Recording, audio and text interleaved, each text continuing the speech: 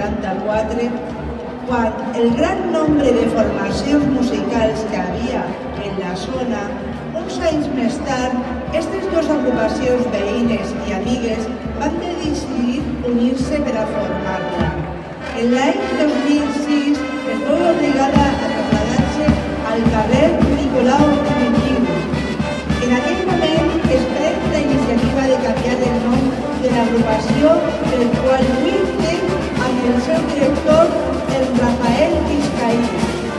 Recentment ha sigut incorporat el nostre actual director, el Rafael Lasso Gómez, amb nous projectes i il·lusió de fer felices tant les diferents agrupacions artístics que componen l'agrupació com l'Escola de Música realitzant concerts didàctics en diversos llocs.